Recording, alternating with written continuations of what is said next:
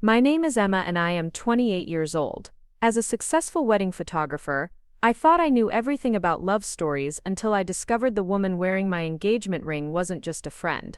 The moment I saw that diamond sparkling on her finger during what was supposed to be our engagement party was the moment my entire world shattered. Would you stay silent about betrayal happening right in front of your family and friends, or would you expose the truth that could destroy everything you thought you knew about the man you were about to marry? Growing up in the charming coastal town of Monterey, California, I always believed in fairy tale endings. Before we jump back in, tell us where you're tuning in from, and if this story touches you, make sure you're subscribed, because tomorrow, I've saved something extra special for you. Maybe it was because I spent my childhood wandering through the scenic Del Monte forest with my camera, capturing moments of pure beauty in nature, or perhaps it was the influence of my grandmother, Elena, who raised me after my parents died in a car accident when I was 12. She used to tell me stories about true love while we sat on her wraparound porch, watching the sunset paint the Pacific Ocean in shades of gold and crimson. My grandmother's Victorian cottage sat on a hill overlooking Carmel Bay, with its white picket fence covered in climbing roses and a garden that bloomed year-round thanks to the mild coastal climate. The house had been in our family for 3 generations, and I grew up surrounded by antique furniture, lace curtains, and the faint scent of lavender that my grandmother kept in sachets throughout every room. She was a romantic at heart, having been married to my grandfather for 52 years before he passed away when I was in high school. Photography became my passion early in life. I started with an old film camera my grandmother found in the attic, one that had belonged to my great-uncle Marcus, who had documented family gatherings and local events in the 1940s. By the time I was 16, I was taking portraits for neighbors and capturing local festivals for the Monterey Herald's community section. My work had a distinctive style that focused on candid moments of genuine emotion rather than posed perfection. After graduating from the Art Institute of San Francisco with a degree in photography, I returned to Monterey and established my own wedding photography business. There was something magical about documenting love stories against the backdrop of Big Sur's dramatic coastline, Carmel's fairy tale architecture, and the rolling hills of Salinas Valley. My clients often told me that I had an unusual ability to capture the exact moment when couples looked at each other with pure, unguarded love. Within 5 years, my business had grown beyond anything I had imagined. Couples were booking me 2 years in advance, and my work had been featured in several bridal magazines. I specialized in what I called authentic love photography, avoiding the stiff traditional poses that made everyone look uncomfortable. Instead, I would spend entire weekends with couples documenting their genuine interactions, from getting ready in the morning to dancing under the stars at their reception. It was during one of these weekend shoots that I met David Richardson. He was the best man at a wedding I was photographing in Napa Valley, and I noticed him immediately. Not because he was devastatingly handsome, though he certainly was, with his dark hair, warm brown eyes, and the kind of smile that reached all the way to his eyes. What caught my attention was how naturally he moved through the crowd, making everyone around him feel comfortable and included. He had a gift for conversation that seemed genuine rather than practiced. David worked as a financial advisor in San Francisco, commuting down the peninsula to his downtown office every day from his apartment in Palo Alto. He had grown up in Sacramento and moved to the Bay Area for college at Stanford, where he had studied economics and business. He was 31, 3 years older than me, and had a stability about him that I found incredibly attractive after years of dating artists and creative types who seemed to change career paths every few months. Our first conversation happened during the cocktail hour of the wedding. I was taking candid shots of guests mingling when he approached me with a glass of champagne. "You must be Emma," he said, extending the glass toward me. "The bride mentioned you might need a drink after spending 6 hours making us all look photogenic." His smile was warm and self-deprecating, immediately putting me at ease. We talked for nearly an hour between my photography duties. He asked thoughtful questions about my work and seemed genuinely interested in my perspective on love and relationships. When I mentioned that I had photographed over 200 weddings, he looked impressed rather than overwhelmed.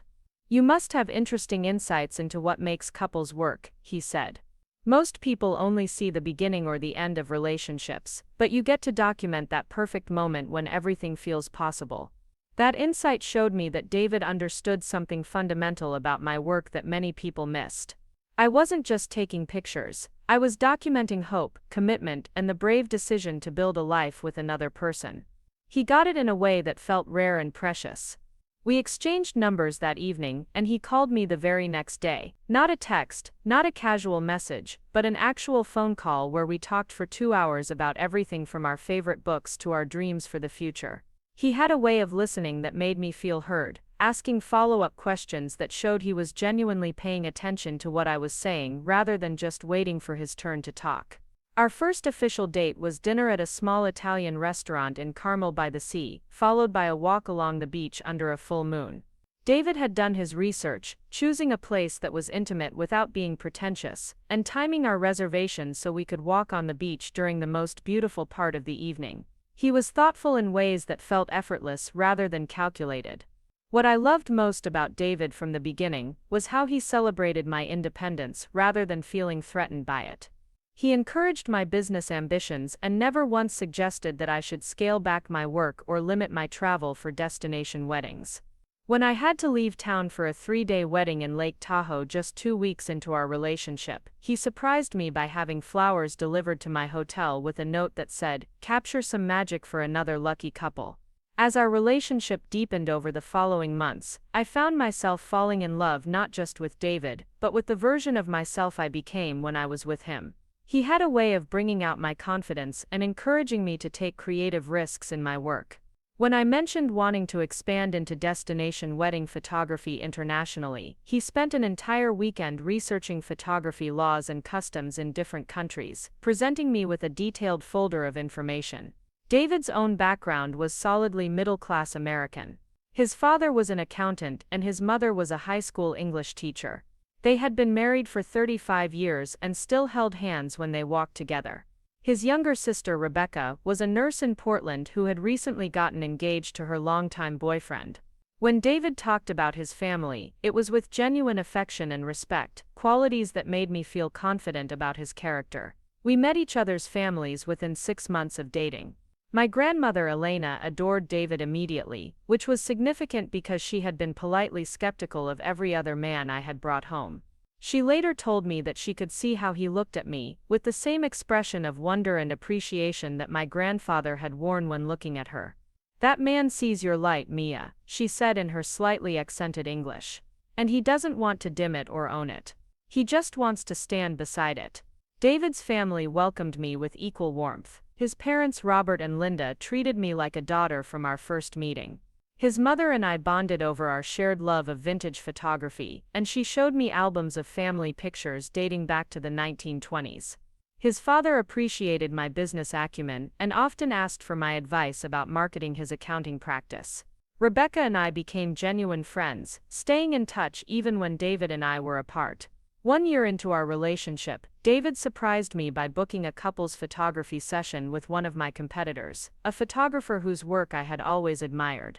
"I want professional pictures of us," he explained, "not just the candid shots you take when we're together. I want images we can look at when we're old, and remember exactly how happy we were right now." The resulting photos captured us laughing together on Carmel Beach, David spinning me around while my dress caught the wind, both of us looking completely natural and joyful. By our second year together, we had settled into a comfortable rhythm. David would drive down from Palo Alto every Friday evening and stay through Sunday, helping me with administrative tasks for my business and exploring new locations for photo shoots. I started keeping a drawer of his clothes at my cottage, and he gave me a key to his apartment for the weekends when I stayed in the Bay Area. We talked about the future frequently, making plans that assumed we would be together indefinitely. David proposed on a Tuesday evening in December, 18 months after we had met. He had planned everything perfectly, just as I should have expected. He arranged for me to photograph what I thought was an engagement session for another couple at Point Lobos State Natural Reserve, one of my favorite locations for sunset shoots. When I arrived with my equipment, I found David waiting alone among the cypress trees, wearing the dark blue sweater I had given him for his birthday. He had somehow arranged for soft music to be playing from hidden speakers, and the entire area had been decorated with tiny white lights strung through the trees. As I stood there in confusion, he began talking about how he had fallen in love with me gradually, then all at once, like watching a photograph develop in a dark room. He talked about how he admired my talent, my independence, and the way I saw beauty in ordinary moments. When he dropped to one knee and opened the ring box, I gasped audibly. The ring was absolutely perfect, a vintage-style setting with a classic round diamond surrounded by smaller stones in a delicate platinum band. It looked like something from the 1920s, elegant and timeless rather than trendy. Later he told me he had worked with a jeweler in San Francisco for 3 months to create something that would suit my aesthetic perfectly. Emma Sophia Martinez, he said, using my full name the way my grandmother did when she wanted to emphasize something important. Will you marry me and let me spend the rest of my life taking candid shots of our happiness? The photography reference made me laugh through my tears, and I said yes before he had even finished sliding the ring onto my finger. The engagement ring fit perfectly, which he had accomplished by borrowing another ring from my jewelry box to determine my size. The diamond caught the light beautifully, sending tiny rainbows dancing across my hands as I moved them. It was substantial without being ostentatious, exactly the kind of ring I would have chosen for myself if I had been brave enough to dream that big. We spent the evening walking along the beach, making plans and calling our families to share the news. My grandmother cried with happiness and immediately began talking about having the wedding at the cottage, with the reception in her garden overlooking the bay. David's parents were equally thrilled, and his mother started sending me magazine clippings of wedding dresses and flower arrangements before we had even set a date. The next several months passed in a blur of wedding planning and continued business success. David and I decided on a small ceremony in late September, giving us 9 months to plan everything. We wanted something intimate and elegant, with about 75 guests, including family and close friends. The plan was to have the ceremony in my grandmother's garden, with dinner and dancing in a vintage-style tent that would be set up on the lawn. I continued photographing weddings throughout our engagement, and David often joked that I was getting plenty of practice for planning our own. He was supportive of my hectic travel schedule, often surprising me with thoughtful gestures like having my favorite coffee delivered to distant hotels, or sending me articles about photography techniques he thought I might find interesting. David's work in financial planning was going well, and he had recently been promoted to senior advisor at his firm. He was talking about eventually starting his own practice, and we discussed the possibility of me expanding my business to include portrait photography and commercial work. We were building something together, a life that felt both stable and exciting. 3 months before our wedding, David suggested we throw an engagement party. I want to celebrate with everyone before the big day, he said. Plus it will give our families a chance to get to know each other better. The idea seemed perfect, and we decided to host it at David's apartment in Palo Alto, which had more space than my cottage and was more centrally located for our Bay Area friends and colleagues. We sent invitations for a Saturday evening in June, asking people to join us for cocktails and appetizers to celebrate our upcoming marriage. I hired a caterer who specialized in elegant finger foods and cocktails, and David arranged for a jazz trio to provide background music. We spent weeks planning the perfect party, coordinating details and making sure everyone would feel welcome and comfortable. The week before the party, David seemed unusually busy with work. He was taking phone calls at odd hours and seemed distracted during our conversations. When I asked if everything was okay, he assured me that he was just dealing with a complicated client situation that required extra attention. Some people don't understand that good financial planning takes time, he said with a tired smile. They want immediate results without putting in the groundwork. I trusted his explanation completely. David had always been dedicated to his clients, often working late hours to make sure their financial plans were perfectly tailored to their needs. His work ethic was one of the things I admired most about him, and I respected his commitment to providing excellent service, even when it meant sacrificing some of our time together. The day of the engagement party arrived with perfect weather, clear skies, and a gentle breeze that would keep the apartment comfortable even with a crowd of people. I had my hair and makeup done professionally, wanting to look perfect for our celebration. I wore a navy blue dress that David had complimented me on before, paired with the diamond earrings my grandmother had given me for my college graduation. David looked handsome in a charcoal gray suit, with a light blue shirt that brought out his eyes. He seemed a bit nervous, which I attributed to wanting everything to go smoothly for our guests. "You look beautiful," he said, kissing my cheek carefully to avoid disturbing my makeup. "Are you ready to celebrate with everyone?" The early part of the evening went perfectly. Our families mingled easily, and my grandmother charmed everyone with stories about the cottage and her 52-year marriage. David's colleagues from work seemed genuinely happy for us, and my photographer friends brought cameras to document the evening. The caterer had outdone herself, with elegant appetizers that looked as beautiful as they tasted, and the jazz trio provided the perfect background music for conversation. I was in my element, moving through the crowd with my own camera, taking candid shots of our guests enjoying themselves. This was what I loved most about my work, capturing genuine moments of joy and connection. David's parents were deep in conversation with my grandmother about wedding planning, and Rebecca was showing my cousin Maria photos of potential bridesmaid dresses on her phone. About an hour into the party, I noticed David talking intently with a woman I didn't recognize. She was beautiful in an understated way, with shoulder-length brown hair and a simple black dress that looked expensive. She seemed familiar, but I couldn't place where I might have met her. When I approached them with my camera, planning to take a photo of David with his guest, she smiled politely and excused herself to get another drink. "Who was that?" I asked David, watching as the woman made her way toward the bar area we had set up in the corner of the living room. "Oh, that's Jessica," he said, casually. "She's a colleague from work. Her department handles some of the investment products we recommend to clients." His explanation seemed perfectly reasonable, and I thought nothing more of it as I continued circulating among our guests. A few minutes later, I was adjusting my camera settings when something caught my eye. The woman David had identified as Jessica was standing near the window, gesturing as she talked to one of his coworkers. The late afternoon sunlight was streaming through the glass, illuminating her hands as she moved them. And on her left ring finger, catching the light in a way that made my breath catch, was a diamond ring. Not just any diamond ring. My diamond ring. The exact same vintage style setting with the round center stone, surrounded by smaller diamonds in the delicate platinum band. The ring that David had spent 3 months designing specifically for me. The ring that was supposed to be unique and perfectly suited to my aesthetic. I stared in disbelief, certain I must be mistaken. It had to be a similar ring, maybe even the same style, but from a different jeweler. Engagement rings from the vintage-inspired collections could look quite similar, especially from a distance.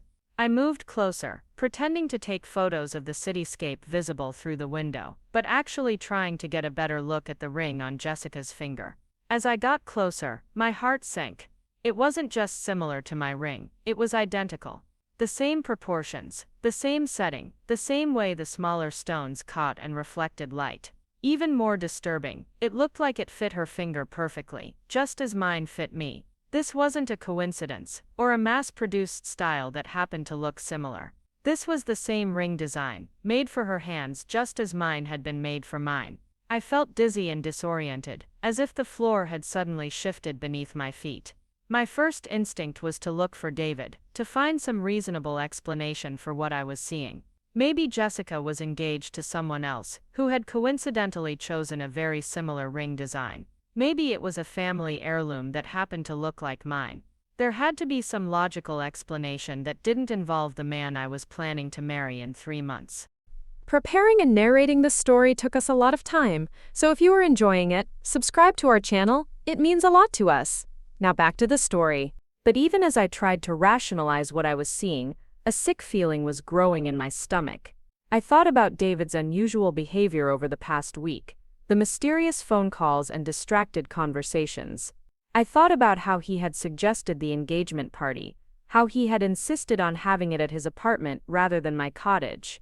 I thought about how nervous he had seemed earlier in the evening, nervousness I had attributed to wanting our party to be perfect. I made my way through the crowd, searching for David while trying to maintain my composure in front of our guests. I found him in the kitchen, refilling the ice bucket and talking with 2 of his coworkers.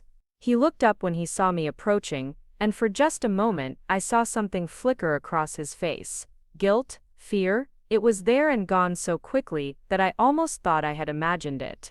Having a good time? he asked, his voice sounding forced and overly cheerful. Your grandmother is telling everyone about the cottage and how perfect it's going to be for the ceremony. David, I said, trying to keep my voice steady, I need to talk to you privately for a minute. His colleagues seemed to sense the tension and excused themselves, leaving us alone in the kitchen. David continued fiddling with the ice, not meeting my eyes. What's wrong? He asked. You look upset. I took a deep breath, trying to find words for what felt impossible to say. The woman you introduced as Jessica, I began carefully. She's wearing a ring that looks exactly like mine. David's hands went still on the ice bucket. For several long seconds he didn't respond, and the silence stretched between us like a chasm. Finally, he looked up, and I saw something in his eyes that made my heart break even before he spoke. Emma, he said quietly, we need to talk. The words hung in the air between us like a death sentence. David set down the ice bucket with shaking hands and ran his fingers through his hair, a gesture I had always found endearing but now seemed like a nervous tell I should have recognized much earlier. The kitchen suddenly felt too small, too bright, the sounds of our engagement party filtering in from the living room like mockery. Not here, he whispered, glancing toward the doorway where our guests continued celebrating what I was beginning to realize might be the end of everything I thought I knew about my life. Can we go to the bedroom, please? I followed him down the hallway to his bedroom, my legs feeling unsteady beneath me. This room had become familiar over the past 2 years, a space where I had spent countless weekend mornings reading while David made coffee, where we had planned our future together just that morning before getting ready for the party. Now it felt foreign and threatening, like walking into a trap I had somehow set for myself. David closed the door behind us and leaned against it as if he needed the physical support. His face had gone pale, and I could see beads of sweat forming at his hairline despite the cool temperature in the apartment. He looked like a man about to confess to a murder, which in a way, I suppose he was. He was about to murder the relationship we had built together, the future we had planned, and my ability to trust my own judgment about the people I loved. Emma, he began, then stopped, seeming to search for words that might somehow make this situation less catastrophic than it appeared. I need you to know that I love you. Everything I've told you about my feelings for you has been true. That hasn't been a lie. The fact that he felt the need to clarify what hadn't been a lie sent ice through my veins.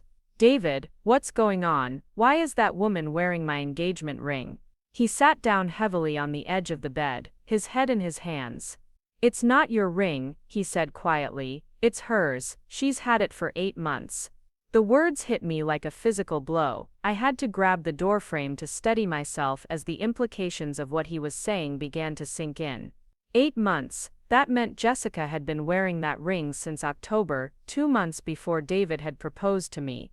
2 months before he had supposedly spent 3 months working with a jeweler to design something perfect and unique for me. I don't understand, I said, though part of me was beginning to understand all too well. You said you designed this ring specifically for me. You said you worked with a jeweler for 3 months to make it perfect.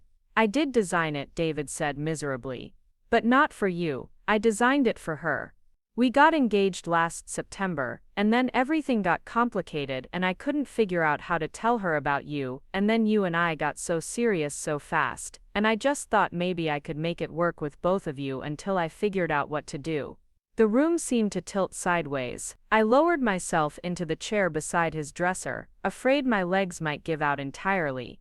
Both of us, I repeated. You're engaged to both of us. David nodded without looking up, his hands still covering his face. Jessica and I have been together for 3 years. We work in the same building, different companies, but we met at a networking event. We kept it quiet because of the professional overlap, and she travels a lot for work, so it was easy to keep our relationship private.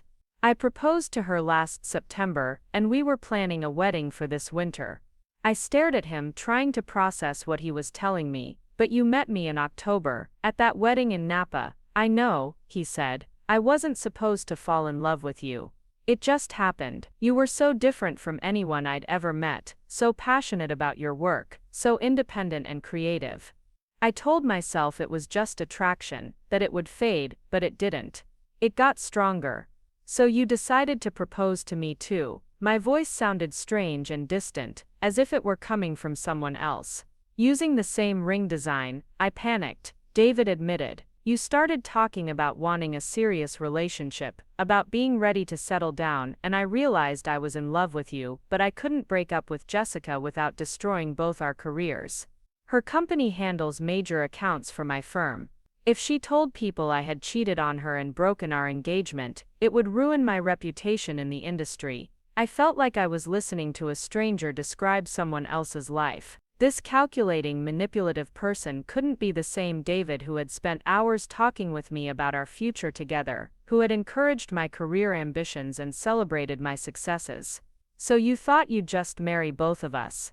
No, he said quickly. I thought I could figure it out. I thought maybe Jessica would get that promotion she was up for and transfer to the New York office, and then I could break up with her without it affecting work. Or maybe you'd get offered one of those destination wedding contracts you're always talking about and decide you wanted to travel more. I thought something would happen that would make the choice easier. The choice? I stood up abruptly, anger finally cutting through the shock and disbelief. You were treating our lives like a business decision, waiting to see which option would be more convenient for your career. David finally looked up at me, and I saw tears in his eyes. It wasn't like that. I love you, Emma, I really do, but I loved her first, and I couldn't figure out how to untangle everything without destroying multiple lives. Multiple lives, I repeated. Does Jessica know about me? The guilty expression that crossed his face answered my question before he spoke. She knows I've been spending weekends in Monterey. She thinks it's for work, that I have clients down there who need face-to-face meetings. I felt sick. She doesn't know you're engaged to someone else. I tried to tell her, David said desperately, multiple times. But every time I started to bring it up, something would happen. Her father had a heart attack in February, and she was dealing with that stress. Then she got assigned to lead a major project at work. There was never a good time to have that conversation. A good time to tell your fiancé you're cheating on her with another fiancé. I could hear my voice getting louder and forced myself to lower it, remembering our guests in the next room. David, do you understand how insane this sounds? I know, he said. I know how it sounds. But Emma, you have to understand, I never meant for it to go this far. I thought I could find a way to handle it that wouldn't hurt anyone. Wouldn't hurt anyone. I stared at him in disbelief. You've been lying to both of us for months. You made me believe I was the only woman you were serious about while you were planning a completely separate life with someone else. How did you think this wouldn't hurt anyone? David stood up and took a step toward me, then stopped when he saw me take a step back. Because I thought I could make a clean choice eventually. I thought one of the relationships would naturally end, or circumstances would change, and then I could be honest with everyone about what happened. What about tonight? I demanded. You invited both of your fiancés to the same party. What was your plan there? Jessica wasn't supposed to come, David said. She had a business dinner she couldn't get out of. But apparently it ended early, and she decided to surprise me. She texted me when she was parking, and I panicked. I couldn't figure out how to tell her not to come up without making her suspicious. I thought about the phone calls and distracted behavior over the past week. That's what you've been dealing with at work. Not a complicated client. You've been trying to manage two separate relationships and keep us from finding out about each other. Yes, he admitted. It's been hell, Emma. I haven't slept properly in months. I keep thinking I'm going to slip up and call you by her name or tell her something about you by accident. I've been living in constant fear that one of you would find out. Well, congratulations, I said bitterly. Your worst fear just came true. David sank back down onto the bed, looking defeated. What are you going to do? The question caught me off guard. In the space of 10 minutes, my entire understanding of my relationship and my future had been destroyed, and now he was asking me to decide what happened next. I don't know, I said honestly. I need to think. Are you going to tell her? He asked quietly. Tell her what? That the man she's been engaged to for 8 months has been leading a double life. That her engagement ring isn't unique and special but just a copy of the one he gave to his other fiancée. I could hear the hysteria creeping into my voice again. Yeah, David, I think she deserves to know. Can we talk about this? He pleaded. Can we think through the best way to handle this situation? If you just go out there and tell everyone what's happening, it's going to destroy multiple people's lives. Multiple people's lives are already destroyed, I pointed out. The only difference is that Jessica and I don't know it yet. There was a soft knock on the bedroom door, and we both froze. David, came a woman's voice. Jessica's voice. Are you in there? Some of your friends are looking for you. David and I stared at each other in horror. He gestured frantically for me to stay quiet, then walked over and opened the door just wide enough to speak through it. Hey Jess. Yeah, I'm just dealing with something work-related. I'll be out in a few minutes. Is everything okay? She asked. You seem stressed tonight. Everything's fine, David said, his voice sounding strained. Just a client situation I need to handle. Why don't you go enjoy the party? I'll find you in a bit. I could hear her footsteps moving away from the door, and David closed it again, leaning against it with relief. But I was staring at him in fresh shock. Jess? I repeated. You call her Jess. That's her name, David said, confused. You call me M, I said slowly. Your pet name for me is M, and your pet name for her is Jess. They sound almost identical. David's face went even paler as he realized what I was getting at. Emma, that's just a coincidence. Is it? I demanded. Or have you been playing this game so long that you picked a backup fiancé whose name would be easy to confuse with your first fiancé's name? That way if you slipped up and used the wrong name, we might not even notice. That's not what happened, David insisted, but his voice lacked conviction. I fell in love with you despite the complications, not because your name was similar to hers. I couldn't tell if he was lying, or if he genuinely didn't see how calculated his behavior appeared. Either way, I was beginning to understand that the man I thought I knew had never really existed. The David I had fallen in love with was a carefully constructed persona designed to make me feel special and chosen while he maintained a completely separate life with another woman.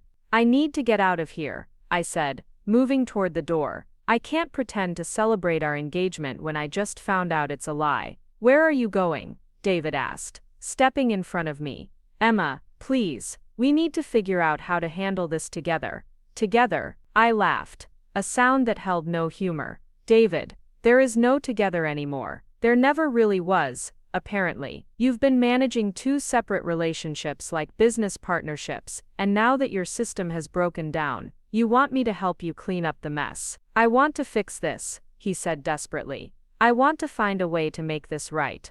Make it right how? I demanded. By choosing between us, by finally deciding which engagement you want to honor. Because I can save you the trouble, David. I'm done. I don't want to be with someone who could lie to me for months while planning a life with someone else. But you love me, he said, as if that settled everything. I know you love me, Emma. What we have together is real. What we had together was based on lies. I corrected him. Every weekend you spent with me, you were supposed to be with her. Every time you told me you loved me, you were saying the same things to another woman. Every plan we made for our future was made while you were making completely different plans with your other fiancé. David tried to reach for my hand, but I pulled away. The feelings were real, even if the circumstances were complicated. Complicated. I stared at him. David, complicated is having different opinions about where to live, or whether to have children. This isn't complicated. This is fraud. You defrauded both of us of the chance to make informed decisions about our own lives. I know I made mistakes, he said, but Emma, I'm asking you to think about the consequences of exposing this tonight. Jessica doesn't deserve to have her life destroyed in public. And your grandmother is here, and my parents, and all our friends. Do you really want to blow up everyone's evening over something we could handle privately? I realized he was still thinking like the manipulator he had always been, still trying to manage the situation to his advantage. You're not worried about Jessica or our families, I said. You're worried about your reputation. You're worried about what will happen to your career if people find out you've been engaged to two women simultaneously. That's not true, David protested, but I could see in his eyes that I had hit too close to home. Yes, it is. I said. Everything you've done has been about protecting yourself and your interests. You kept our relationship secret from Jessica to protect your professional reputation. You kept her relationship secret from me to avoid having to make a difficult choice. And now you want me to keep this discovery secret to protect you from the consequences of your own actions. I moved past him toward the door, but he grabbed my arm gently. Emma, please, can we at least agree to tell people that we've decided to break up rather than explaining the whole situation? Can we present it as a mutual decision rather than exposing everything? I looked down at his hand on my arm, then back up at his face. For just a moment, I saw a flicker of the man I had thought I was in love with, the man who had seemed so caring and thoughtful and genuine. But now I understood that even that version of David had been calculated, designed to make me feel special while he maintained his options. Let go of me, I said quietly. He released my arm immediately, stepping back with his hands raised. I'm sorry, I didn't mean to grab you. I'm just desperate here, Emma. I don't know what to do. You should have thought about that before you proposed to 2 different women, I said. This mess is entirely of your own making, David, and I'm not going to help you manage it. I opened the bedroom door and stepped into the hallway, my heart pounding so hard I could feel it in my throat. The sounds of the party seemed surreal now, all those people celebrating an engagement that had just been revealed as a complete fiction. I could hear my grandmother's laugh coming from the living room, probably telling someone else about the cottage and how perfect our wedding was going to be there. I walked quickly to the bathroom and locked the door behind me, needing a moment to collect myself before facing our guests. My reflection in the mirror was a shock. I looked pale and shaken, my carefully applied makeup smudged around my eyes. The engagement ring on my finger seemed to mock me, this symbol of love and commitment that had turned out to be nothing more than a duplicate of a promise David had made to someone else first. I slipped the ring off my finger and held it up to the light, examining it with new eyes. It was beautiful, exactly the kind of ring I would have chosen for myself if I had been brave enough to dream that big. But now I understood that David hadn't chosen it with me in mind at all. He had designed it for Jessica, and when he decided he needed to propose to me as well, he had simply ordered a second copy. There was a soft knock on the bathroom door. Emma, came my grandmother's voice. Mija, are you all right? You look pale. I quickly put the ring back on my finger and opened the door. My grandmother stood in the hallway looking concerned, her kind eyes studying my face with the perception that came from 7 decades of reading people's emotions. I'm fine, abuela, I said, using the Spanish nickname I had called her since childhood. Just needed a moment to freshen up. She stepped closer and placed her weathered hand on my cheek. You don't look fine. You look like someone who has seen a ghost. I almost laughed at how accurate that description was. I think I'm just overwhelmed, I said. All the excitement of the party and the wedding planning, sometimes it feels like too much. My grandmother studied my face for another moment, then nodded slowly. Come find me if you need to talk, okay? Sometimes when we're planning for the future we discover things about the present that we weren't expecting. Her words were so close to my situation that I wondered if she somehow knew or suspected what was happening. But before I could ask what she meant, she had squeezed my hand and walked back toward the living room. I took a deep breath and followed her, determined to get through the rest of the evening without causing a scene. But as I entered the living room, I saw Jessica standing near the windows again, still wearing my engagement ring, still looking perfectly at ease among the guests who thought they were celebrating my engagement to her fiancé. She was talking to Rebecca, David's sister, who was showing her something on her phone and laughing. The 2 of them looked comfortable together, like they had met before and genuinely enjoyed each other's company. I wondered how long David had been introducing Jessica to his family, how many occasions I had missed because I thought I was his only serious relationship. Emma, Rebecca called out when she saw me. Come over here. I was just showing Jessica the pictures from David's birthday dinner last month. I walked over reluctantly, dreading what I might see in those photos. Rebecca held up her phone, showing a picture of David blowing out candles on a birthday cake. He was sitting at what looked like an upscale restaurant, surrounded by people I didn't recognize. And sitting next to him, with her arm around his shoulders and a bright smile on her face, was Jessica. Wasn't that such a fun night? Rebecca asked Jessica. I'm so glad you could make it even with your crazy travel schedule. It was perfect, Jessica agreed, then turned to me with a friendly smile. You must be Emma. David's mentioned you work in photography. That must be so exciting. I stared at her, trying to process what was happening. David had told Jessica about me, but apparently as someone unimportant enough that she felt comfortable making small talk about my career. Meanwhile, he had never mentioned Jessica to me at all, even though she was clearly close enough to his family to be invited to his birthday celebration. Yes, I managed to say, I specialize in weddings. How perfect, Jessica said. Maybe you can give me some advice. David and I are getting married in December, and I'm having trouble finding a photographer whose style I love. The words hit me like a slap. She was talking about her wedding to David, the wedding that was supposed to happen 3 months before the wedding David and I had planned. She was asking me, unknowingly, to help her plan the celebration of the relationship that had made my own engagement a lie.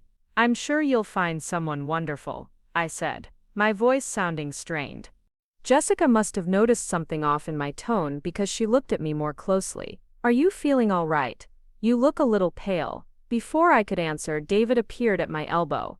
Emma, he said, his voice tight with stress. Can I talk to you for a moment? I looked at him, then at Jessica, then at Rebecca, who was still scrolling through pictures on her phone. The entire situation felt surreal, like being trapped in a nightmare where everyone else was following a script I hadn't been given. Actually, I said, making a decision that surprised even me. I think we should all talk. Jessica, would you mind joining us for a moment? There's something David needs to tell you. The color drained from David's face. Emma, please. But I was done protecting him from the consequences of his choices. If he had been brave enough to maintain 2 separate engagements for months, he could be brave enough to face both of his fiancées at the same time. Jessica, I said, turning to face her directly, how long have you been wearing that ring? She looked down at her hand in confusion. About 8 months. Why? I held up my own hand, showing her my identical ring. Because David gave me the exact same ring 3 months ago when he proposed to me. The silence that followed was deafening. Rebecca's phone slipped from her hand, clattering to the floor. Jessica stared at my ring, then at her own, then at David, her face cycling through confusion, disbelief, and dawning horror. David. Jessica's voice was barely a whisper. What is she talking about? David stood frozen between us, his face ashen, looking like a man facing his own execution.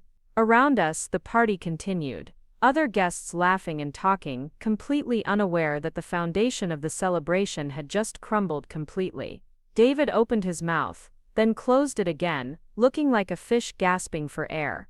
The weight of months of deception had finally caught up with him, and there was nowhere left to run. Jessica was staring at our identical rings with an expression of growing understanding that was painful to watch. You're engaged to both of us, Jessica said slowly, not really asking a question but stating a fact that was still too enormous to fully comprehend. You proposed to me 8 months ago, and to her 3 months ago. Jessica, I can explain. David started, but she held up her hand to stop him. Explain what exactly? Her voice was getting louder, and other guests were beginning to notice the tension in our corner of the room. Explain how you've been planning 2 weddings, explain how you've been lying to both of us for months.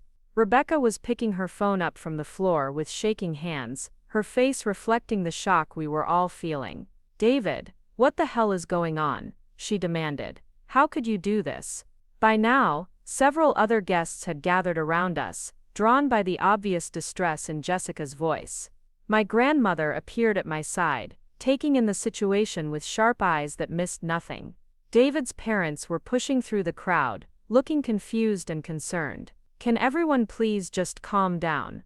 David said desperately, his voice cracking under the pressure. This doesn't need to be a public spectacle. We can work this out privately. Work this out, Jessica repeated incredulously. David, you're engaged to 2 women at the same time. What exactly is there to work out? Which one of us gets to keep the ring you apparently copied from a design you made for the other one?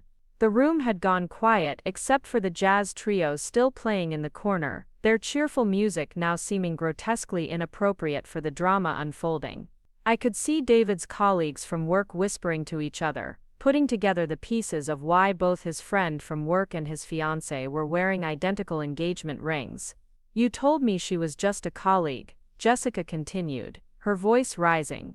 "When I asked who Emma was, you said she was a photographer you'd met through work connections. You never mentioned you were sleeping with her, let alone engaged to her, and you told me Jessica was just a friend," I added, finding my voice again. "When I asked who she was tonight, you made it sound like she was barely more than an acquaintance." David's mother stepped forward, her face pale with shock and embarrassment. "David Michael Richardson," she said in the tone every parent reserves for their most disappointed moments, "please tell me this is some kind of misunderstanding." "Mom, please," David said, but his voice was barely audible now. "This isn't how I wanted anyone to find out." "Find out what?" his father demanded. "That our son is a bigamist, that he's been lying to 2 women for months." "I'm not a bigamist," David protested weakly. "We're not married, we're just engaged, to both of us," Jessica said flatly. "At the same time, using the same ring design, while telling each of us that we were the only serious relationship in your life." My grandmother moved closer to me, her small hand finding mine and squeezing gently. "Mija," she said quietly, "I think it's time for us to leave." She was right. This party, this relationship, this entire chapter of my life was over. There was nothing left to salvage, and no point in staying to watch David's world continue to crumble. I had exposed the truth, and now both Jessica and I could make informed decisions about our futures. "You're right, Abuela," I said loud enough for everyone to hear. "I think we've seen enough." I slipped my engagement ring off my finger and set it on the coffee table next to the elegant appetizers that now seemed like props from someone else's life. "Consider this my official notice that our engagement is over, David. I hope you and Jessica can figure out what you want to do about yours." Jessica was staring down at her own ring, tears streaming down her face. 8 months, she whispered. "I've been planning our wedding for 8 months while you were building a whole other life with someone else." "Jess, please," David tried to approach her, but she stepped back. "Don't," she said firmly. "Don't you dare try to touch me right now." She looked around the room at all the faces staring at us, then back at David with an expression of pure disgust. "How many other people knew? How many of our friends and colleagues have been watching me make a fool of myself while you carried on with your other fiancé?" "Nobody knew," David said quickly. "I kept everything separate. I never told anyone about either relationship overlapping, because you knew it was wrong," I said, finally understanding the full scope of his manipulation. "You knew you were hurting both of us, and you did it anyway because it was easier than making a choice." David's best man from the wedding where we had met pushed through the crowd, his face red with anger. "Dude, what the hell is wrong with you?" he demanded. "Do you have any idea how messed up this is?" The room erupted in conversations as everyone tried to process what they had just witnessed. Some people were defending David, suggesting there must be some explanation we weren't understanding. Others were expressing outrage on behalf of Jessica and me. David's colleagues were looking mortified, probably calculating how this scandal would affect their professional relationships. I could see David's parents talking in urgent whispers, his mother crying and his father looking like he wanted to disappear into the floor. Rebecca was standing by herself, staring at her brother like she had never seen him before. The catered appetizers sat untouched as our engagement party transformed into the very public dissolution of 2 relationships. Jessica pulled her own ring off and threw it at David's feet. 8 months of my life, she said, her voice breaking. 8 months of planning a future with someone who was planning a completely different future with someone else. She turned to me, and I braced myself for anger or blame. Instead, her expression was one of sad solidarity. "I'm sorry you got caught up in this too," she said. "Neither of us deserve to be treated like this." "No, we didn't," I agreed. "I'm sorry he lied to you for so much longer than he lied to me."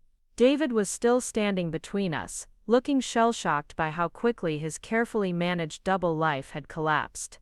"This doesn't have to end everything," he said desperately. "We could talk about this, figure out how to move forward." "Move forward," Jessica stared at him in disbelief. David, you were engaged to two women at the same time. You made identical promises to both of us while lying about the existence of the other. There is no moving forward from that level of betrayal. People make mistakes, David insisted. People find themselves in complicated situations and make bad choices. That doesn't mean everything we built together was meaningless. I felt a flash of anger at his continued attempts to minimize what he had done. This wasn't a mistake or a bad choice, I said firmly. This was a calculated pattern of deception that went on for months. You didn't accidentally propose to two women with identical rings. You planned it. David's father stepped forward and placed a heavy hand on his son's shoulder. Son, I think you need to stop talking and start thinking about how you're going to make this right. How can he make it right? Rebecca demanded, her voice shaking with emotion. He's destroyed two relationships and humiliated everyone in this room. He's made our entire family look like liars and frauds. The jazz trio had finally stopped playing, sensing that their upbeat music was no longer appropriate for the mood in the room. The silence that followed was filled with uncomfortable shuffling and whispered conversations as guests tried to decide whether to leave or stay. My grandmother tugged gently on my arm. Emma, let's go home, she said softly. You don't need to stay here and watch this man make more excuses. She was absolutely right. I had done what needed to be done by exposing the truth, and now I needed to focus on my own healing rather than watching David face the consequences of his actions. I gathered my purse and jacket, preparing to leave the apartment that had once felt like a second home but now felt like a crime scene. As I headed toward the door, David called out after me. Emma, wait, please don't leave like this. Can't we at least talk about how to handle the practical things? The wedding plans, the deposits we've made, the vendors we've booked. I turned back to look at him one last time. Cancel everything, I said simply. I'll absorb whatever financial losses I need to. I just want to be done with this. Jessica was gathering her own things, her makeup streaked from crying but her posture straight and determined. I'll be canceling everything on my end too, she announced to the room. If anyone asks, you can tell them that David Richardson is no longer engaged to anyone because he destroyed both of his engagements by lying to everyone involved. David's mother approached Jessica hesitantly. My dear, I am so sorry, she said, her voice thick with emotion. We had no idea David was capable of something like this. If there's anything we can do to help you through this situation, please let us know. Thank you, Jessica replied with dignity. But I think the best thing your family can do right now is help David understand that his actions have consequences and that those consequences extend beyond just himself. I felt a wave of respect for Jessica in that moment. Despite having her life upended in the most public and humiliating way possible, she was handling herself with grace and strength. We might have been rivals unknowingly, but we were both victims of the same man's selfishness and manipulation. As my grandmother and I walked toward the elevator, I heard David make one last desperate attempt to salvage something from the wreckage. Jessica, Emma, please. I know I made terrible mistakes, but what we had together was real. The feelings were genuine, even if the circumstances were wrong. Jessica's response carried clearly down the hallway. David, the only thing that was real was your willingness to lie to both of us for your own convenience. Everything else was just a performance you put on to keep us both from discovering the truth. The elevator doors closed, cutting off the sounds of the party that had become a disaster. My grandmother and I rode down in silence, both lost in our own thoughts about what had just transpired. When we reached the parking garage, she finally spoke. I'm proud of you, Mita, she said quietly. That took courage. It took desperation, I corrected. I couldn't stand there pretending to celebrate an engagement that was built on lies. Sometimes desperation and courage look the same, my grandmother observed. The important thing is that you chose truth over comfort. That's not always an easy choice to make. As we drove back toward Monterey, I began to process what my life would look like now. The wedding I had been planning was canceled. The relationship I had built my future around was over. The man I had thought I knew had turned out to be someone completely different. Everything I had believed about my life 3 hours earlier had been revealed as an illusion. But along with the grief and shock, I felt something unexpected. relief. The nagging feeling I had carried for months, the sense that something about David's behavior didn't quite add up, finally made sense. My instincts had been trying to warn me, and I had ignored them in favor of the beautiful story David had been telling me about our future together. Over the following weeks, the full scope of David's deception became clear. Jessica and I ended up having coffee together, comparing notes about our relationships and discovering just how elaborate his double life had been. He had maintained separate social media accounts, told different stories to mutual acquaintances, and even invented business trips to explain his absences to each of us. Jessica shared that she had been planning to move in with David after their December wedding, not knowing that he had already given me a key to his apartment and a drawer for my clothes. He had been scheduling our visits so carefully that Jessica and I had never accidentally encountered each other until the night of the engagement party. The financial entanglements were complicated but manageable. I lost the deposits on our wedding venue and vendors, but Jessica was dealing with much larger losses since she had been planning for 8 months longer. David's reputation in the financial industry was destroyed when word spread about his personal conduct, and he eventually had to leave his firm and start over somewhere else. Most importantly, both Jessica and I learned valuable lessons about trusting our instincts and demanding honesty in our relationships. We both recognized that we had ignored red flags because we wanted to believe in the fairy tale David was selling us. 6 months later, I received an unexpected email from a wedding planner in New York who had been referred to me by a former client. She was looking for a photographer for a destination wedding in Italy, a chance to document a love story against the backdrop of Tuscan vineyards and medieval architecture. It was exactly the kind of opportunity I had dreamed about but never pursued because David's life was anchored in Northern California. As I boarded the plane to Italy, I realized that David's betrayal had inadvertently freed me to pursue dreams I had been compromising for the sake of a relationship that was never real. Sometimes the most devastating endings create space for the most beautiful new beginnings. The couple I photographed in Italy had been together for 7 years before getting engaged. They had traveled the world together, supported each other through family crises and career changes, and built a relationship based on complete honesty and mutual respect. Watching them exchange vows in a centuries-old chapel, I was reminded of what real love looked like when it wasn't based on lies and manipulation. That night, as I edited their wedding photos in my hotel room overlooking the Mediterranean, I felt grateful for the painful lesson David had taught me. He had shown me the difference between performance and authenticity, between convenience and commitment, between someone who loves you and someone who loves the idea of you. I never saw David again after that engagement party, but I heard through mutual friends that he eventually moved to another state and started over. Jessica and I stayed in touch occasionally, bonding over our shared experience of surviving his deception. She met someone new within a year, a man who introduced her to his family and friends immediately and never made her question where she stood in his life.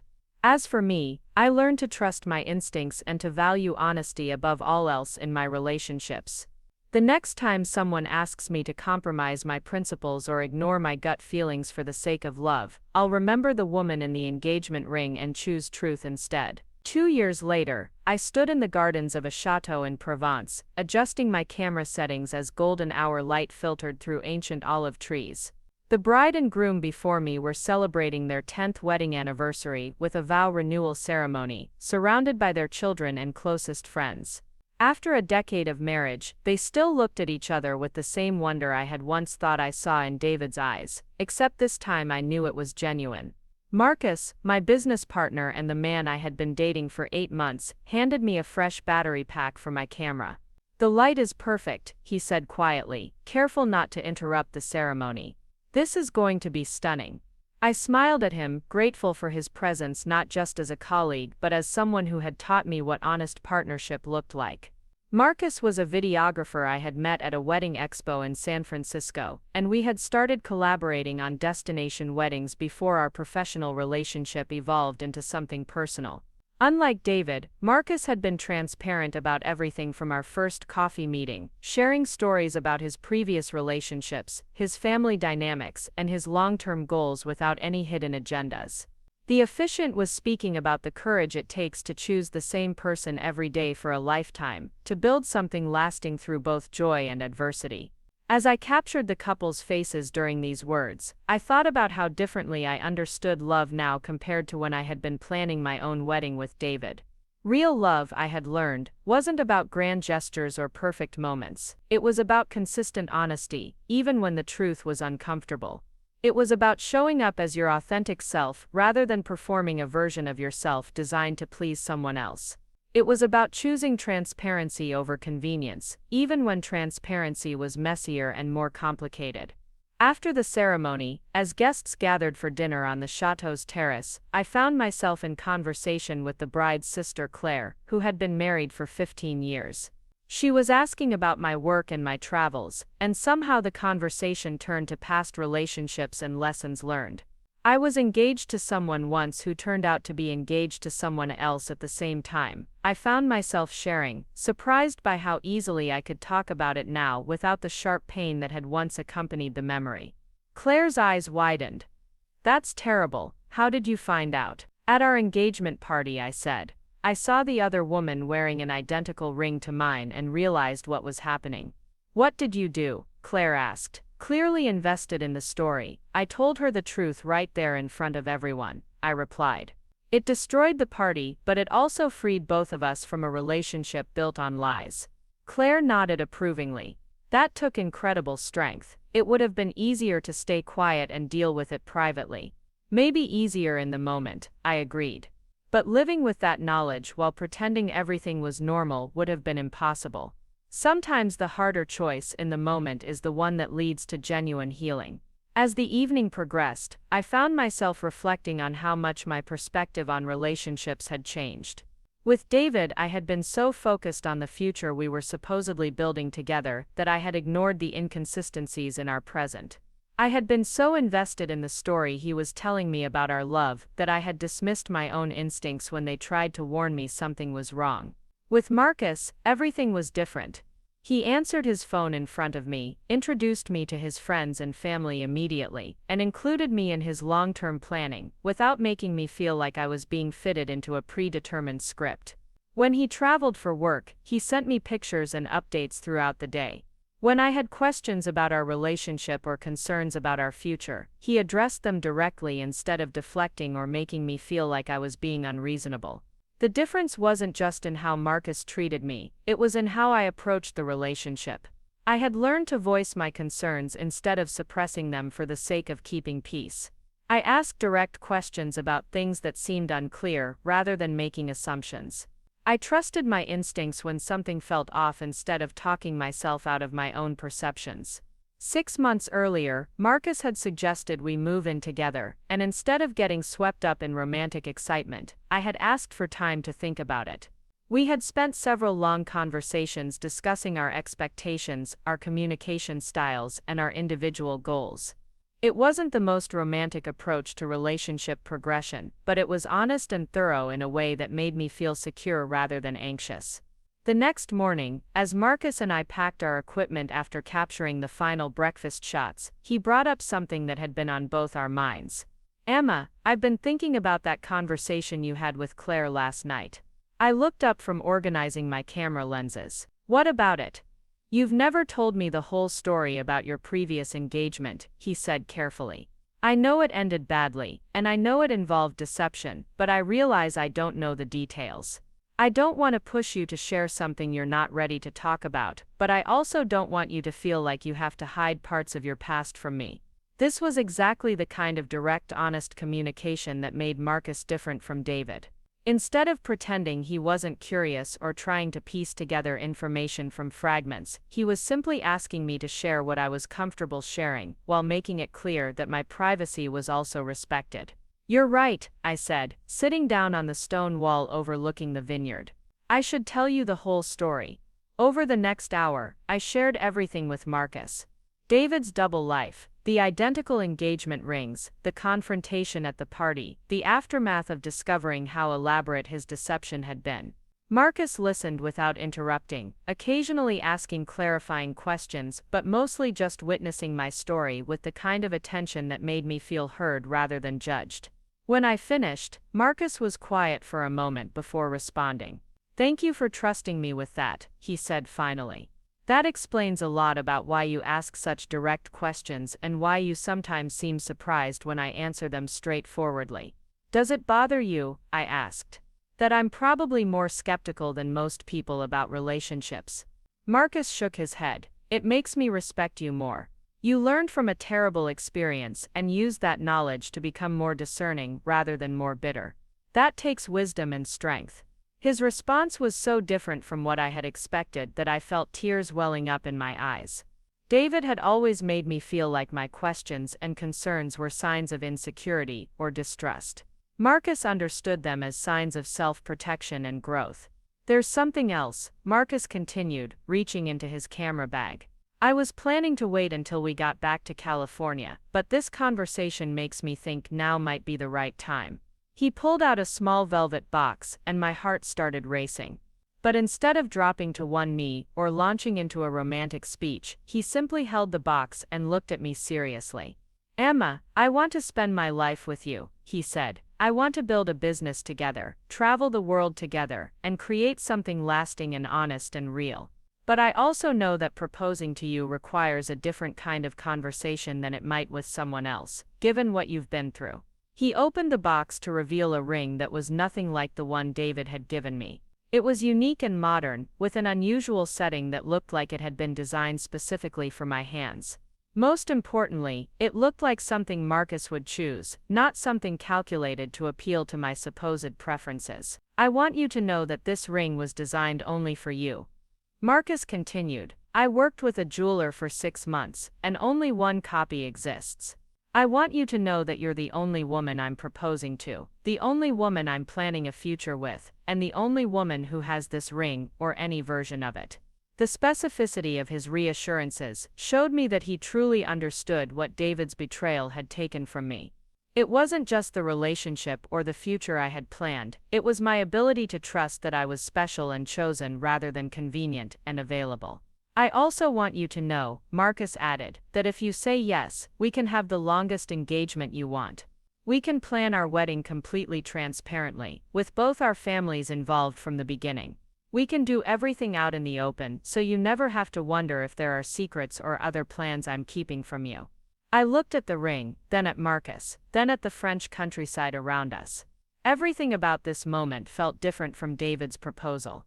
There was no orchestrated romance or hidden speakers playing music. There were no elaborate decorations or carefully planned surprises.